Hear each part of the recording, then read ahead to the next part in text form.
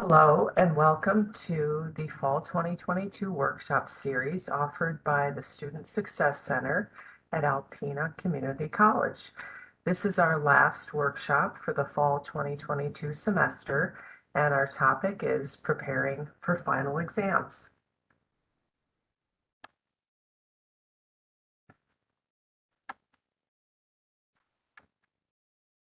My name is Christy and I work in the Student Success Center, and I will be facilitating today's workshop. This workshop was offered on campus the week of November 28th, and the recording's being made today for those of you who weren't able to attend live. With that quick introduction of myself, I did want to let you know that all of this semester's workshops have been recorded. So if this happens to be the first one that you're watching, you can find all of the recordings on ACC's YouTube channel, as well as on the Student Success Center webpage of the ACC website. Today's topic is preparing for final exams. We're going to focus a little bit more on time management and some preparation strategies rather than doing a deep dive into test anxiety and test really like deeper, more involved exam and testing strategies. If that's what you're looking for, I would encourage you to take a look at our workshop from a few weeks ago on test preparation and anxiety. This is really going to focus on managing your time as you balance a number of finals and papers and projects and wrap up your semester. At the end, we will have a couple of wrap-up questions, and as always, there's a survey that I'd like you to be able to complete for us and give us your feedback, whether you watched this online or have attended live. So, are you ready for finals? It's getting close. We've got a couple weeks left before finals take place here at ACC. So our workshop today is going to cover, like I said, how to plan and also how to take care of yourself. So as you take a look at that image to the right, you can see we've got all kinds of aromatherapy lotions here.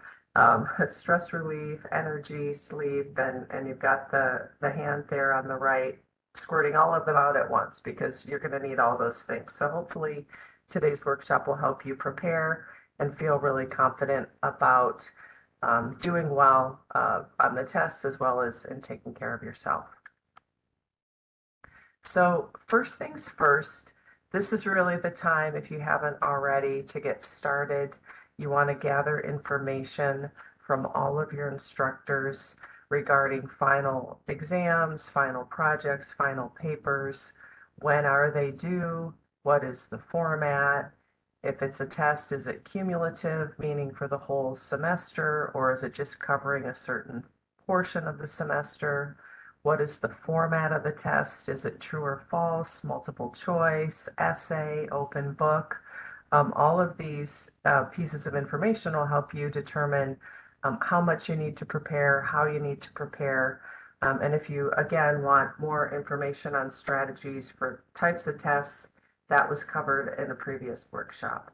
So think about where you might find this information.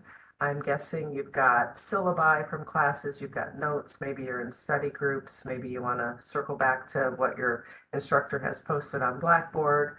But really take some time to look at your entire class schedule and coordinate what is due in these last final weeks of the semester from each course. And really what's key here is planning your time. So once you know what it is you need to do, you're going to want to develop a study plan and a work plan. And as always, we talked about this in our time management workshop as well. You want to work backwards from the date of the final or the date of the paper, and then kind of plot the points on the timeline leading up to that final, the various components that you're going to want to make time for. So, once you know that final date and you know the steps and what it is that you want to do, create a plan for studying or for writing. And of course, be sure to include time for self-care and breaks. You can't just, go without a break. You're going to become less effective and get stressed and not get enough sleep and exercise and all those things that are also important. So and think about all these things. We'll take a little bit of a deeper dive into this, but ultimately you're going to want to write it all down and work the plan so you don't end up like our friend here on the right from the office, just procrastinating and bothering other people and getting very little accomplished. We want you to do well, and we know you want to do well as well. So what are some tips as you start to plan? One, you want to be very realistic about your timetables. This is where some self-awareness comes in, knowing how long it takes you to complete different types of work. You probably know at this stage which of your classes are more challenging for you, which ones come more easily. You know what your instructor's expectations are, what they're expecting from you, what they like to see. So all those things need to be kept in mind. So, the second point here, learning from previous tests or papers, what types of studying has worked for each class or each instructor? How is your paper or project going to be weighted? Is this a huge part of your grade for the course? Is it a smaller portion? Looking at all of those things, big picture, and weighing that out between the different classes you have is going to be key. And then I think getting yourself a master document where you're writing down what all the assignments are, what your plan is, so that you can see where there's overlap. Maybe you've got two tests on the same day. Maybe you've got a paper due the same day you have a final. So the sooner you get that all down and realize that, you'll be able to plan out your time in segments. So over the course of the next few weeks, you're really going to want to have a structured plan in place for every day, maybe for every block of time in every day and every week, so that you can manage any of that overlap. And then also trying to refrain from marathon study sessions. Cramming doesn't work. Be realistic about your attention span. How long can you study before you need a break? For some people, it's every 20 minutes. For other people, they can go 3 hours. So again, at this point in the semester, hopefully you've got a sense of, when your best time of day is to study, how long you can study before you need a break, and block out those chunks of time. And then, use different strategies to keep yourself engaged. In our study habits and test anxiety workshop the other week, we talked about, if there's a subject that's boring for you, if you divide up the time between two boring topics, you actually stay 50% more engaged in both of them. So think about those strategies and what has worked for you in the past, and include that in the plan that you're creating for yourself.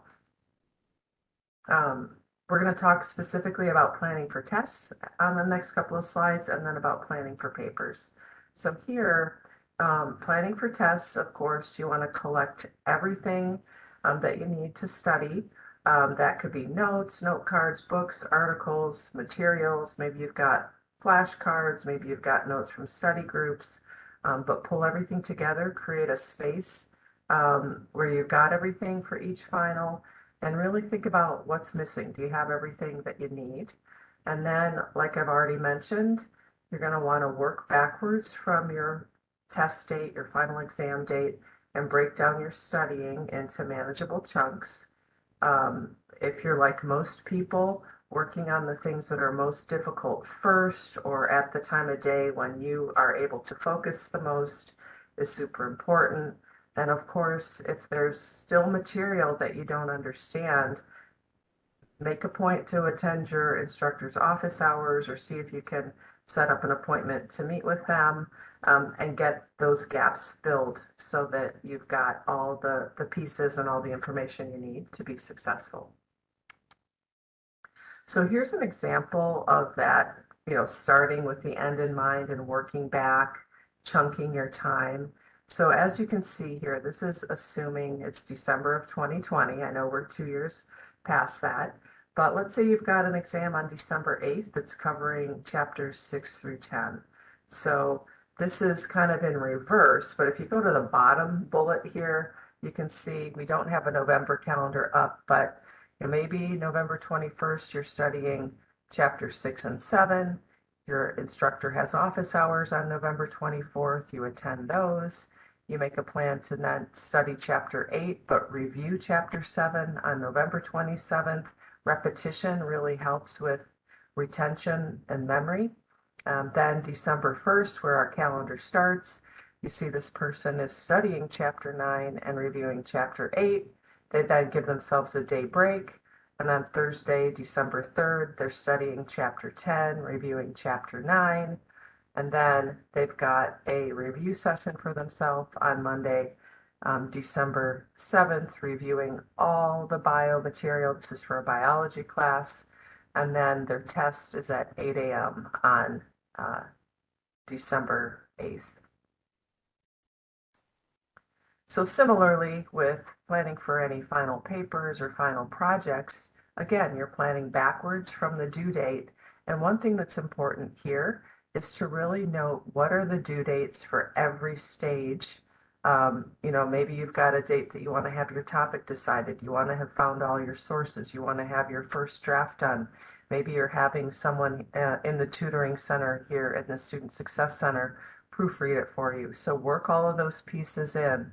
And this is where you might want to also consider outside help, again, meeting with the instructor or arranging for a proofreader through the Student Success Center. Typically, we need a 4-day turnaround on that, so you got to include that. We need your paper done 4 days earlier than you might want to, so that we have time to have a proofreader take a look at it, get comments back to you, and you can integrate that into your final project. So if this is something you'd like, this is a very busy time of year in the Student Success Center, so I recommend that you contact Colleen and see if there's still availability to have that done for this semester. And I'll provide the phone number for the Student Success Center tutoring near the end of this presentation.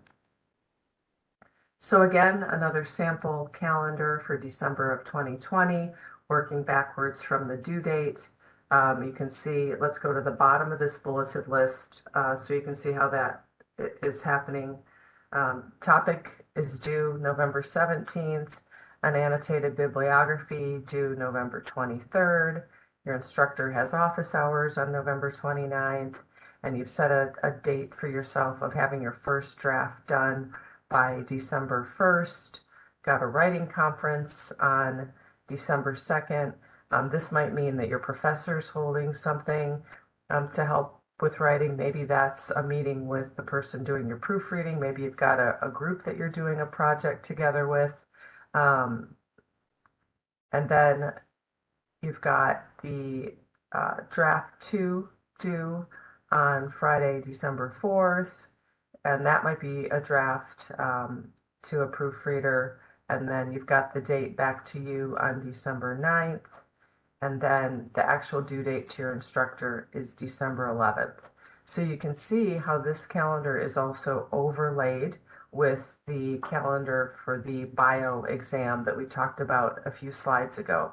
So now you've got your calendar starting to fill up with multiple courses, multiple deadlines, multiple time frames. So this is really important to create a master calendar for yourself like this. So if you take a look, you can see that now there's even more. We've got, I think that the purple is one class, the green is a Spanish class, the red is that bio class. So you start to build out a schedule for yourself and then think about what is still missing. You probably still have classes for a couple of weeks that you need to attend. Maybe you have a job. Maybe, because the holidays are coming up, you've got family obligations. You can't forget to eat. You definitely need to take some study breaks, maybe get some exercise. Maybe you want to reward yourself with TV or Netflix or, some sports. So really think about all the things that need to be packed in to those final few weeks of the semester. And, when things get super busy, making a calendar for yourself for every week rather than for every month, you can get, even more granular in terms of what it is you need to get done. So as you can see, readjusting is probably going to need to take place. Maybe you realize you don't need as much time as you thought for one thing, you need more time for something else.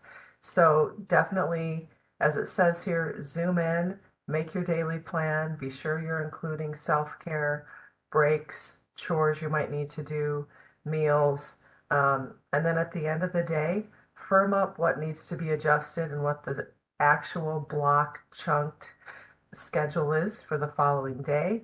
And then at the end of each week, put together your schedule for the following week. So I like how this is color coded. If you're a visual person, this can be helpful. You've got all the Spanish in green, you got the bio in red, you've got psychology in blue. The person's added their work schedule. They've added even on Thursday afternoon, they have to pick up a sibling from school at 5 p.m. When are they eating dinner? Sunday night and Thursday night, there's some football breaks scheduled in there as a reward. So make sure that you're maintaining a balance and that you're including time for everything that you need to do. Even on the Saturday, you can see there's time scheduled for lunch, there's time scheduled to relax, but the schoolwork, the projects are still, prioritized throughout each day and throughout the course of the week. I know I've mentioned this already, but really take advantage of instructors' office hours, make the most of them, show up prepared with questions, go over them, and if you're concerned about your grade, ask what you might still be able to do to improve it. Obviously, it's a little late in the semester for that. I'd really encourage you as you look forward to spring semester to think about how you might be able to manage your time even better next semester, utilize instructors' office hours, and all those good things. So really take advantage of the resources that are available to you. Want to switch gears here and talk just about some general study tips. Some of this is going to be a review from previous workshops and from what I've already mentioned today. But obviously, organizing your study materials, gathering any quizzes, notes, slides, chapter notes, subject notes, so that you've got everything together in one place, collate it, organize it in a way that you've got the materials that you need to be able to review and study effectively. Creating a study guide is a really good idea. If there's vocabulary, if there are end of chapter questions in your books, make a bulleted point list of things that are your biggest takeaways from the class that you want to continue to remind yourself of as you study over the course of the next couple of weeks. One really good study habit is to explain the material to someone else. Maybe you've got a friend who's not in the class, but a really good gauge of whether you understand something is whether you can teach it to someone else. So that's a nice strategy, as is applying it in a new way, using the material, to transfer to another topic or skill. This was all gone over in the test preparation and test anxiety workshop, if you want to take a look at that one as well as you're preparing. And then obviously reviewing old tests. What did you get right on the test? What did you get wrong? What types of studying or practicing have helped you with tests in the past? All of those things are super important. And then a few more tips. Obviously, writing down keywords or vocabulary in the margins as you're reading or reviewing notes can be helpful. Sometimes even rewriting your notes is a nice way to commit them to memory. Creating an outline for any reading you still need to do, highlighting key themes and takeaways and things that are going to be important for you to remember. Though it may sound a little bit old-fashioned, creating flashcards on index cards with maybe questions on the front and answers on the back is a way to, drill yourself, test yourself, if that helps you with memorizing material. And then if you haven't already, creating a study group is really important, with the choose wisely being key. Obviously, you want to be with a group of people who have the same maybe work ethic and commitment to their schoolwork and studies that you do. And then, meeting with them multiple times, being sure that you have an agenda each time so that you end up using the time effectively, perhaps coming up with practice questions or practice tests that you can work through together. And then also, as I mentioned, I do want to be sure that you're aware of resources here at ACC. the Student Success Center, we offer these workshops. As you're well aware, we have tutors and proofreaders available. And if that's something you're interested in now or for a future semester, please give Colleen a call at 989-358-7270.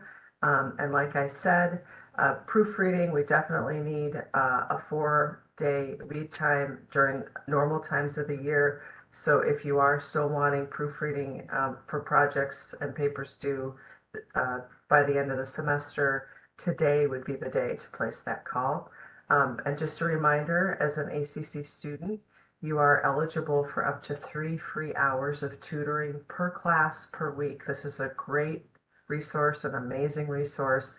So if you do have classes that are more challenging to you that you'd like to get some extra help with, consider seeking out a tutor, instructor's office hours like we've mentioned, and study groups, all really excellent ways to reinforce your learning. We have a lot of study groups who meet here in the Student Success Center. We've got a bunch of tables available. We've got computers. So consider all of these while you're on campus. And then, one slide here, wanted to talk a little bit about self-care. What is self-care? I think for each of us, that is really kind of individualized to us, what helps us to feel like we're treating ourselves with kindly, taking care of our physical, mental, and emotional health. So it's really about caring for yourself as a whole person, giving yourself mental breaks, physical breaks, emotional breaks. And so, as it says here, don't buy into finals cliches. I love this post on the right that says we need to stop glamorizing overworking, please. The absence of sleep, good diet, exercise, relaxation, and time with friends and family isn't something to be applauded. Too many people wear their burnout as a badge of honor, and it needs to change. So, all work and no play makes somebody a dull boy. I don't remember the quote. But, you've got to make sure that you're taking care of you. And it's very important. It's not being selfish. You need to get your sleep, get your rest, reward yourself with little pockets of joy or fun as you're making those schedules for yourself over the next couple of weeks. And obviously, this all can be summed in that final bullet point. The more you take care of yourself, the better you're going to do on your final papers and projects. So this was a quick workshop because a lot of the things covered here have been covered in previous workshops. Really just wanted to remind you of the importance of time management, of blocking your time, of reviewing, of knowing yourself and the study strategies, the times a day that work for you, the topics that are going to be more challenging to you, ways that you can get help and the resources that you need. So I hope this has been helpful. And as we wrap up this quick workshop today, as always, I'd like you to consider what are your key takeaways from today's workshop. Any new idea or thought, a new action you'll take into the coming week as a result of attending this workshop. What did you learn or what were you reminded of? And then, as always, we would love your feedback. So if you could scan the QR code or go to our tiny URL there and complete the survey, that helps us to get a sense of what's helpful and what's not, what topics you might want to see as we start to plan for spring 23 semester. And if you do have any questions about this workshop or any of the other workshops offered this year or services of the Student Success Center, please don't hesitate to contact me. I'm Christy, and you've got my email and my phone number there, and would love to support you in any way that I can. Thanks so much. Have a wonderful holiday, and wishing you all the best success in your final papers and exams. Thank you.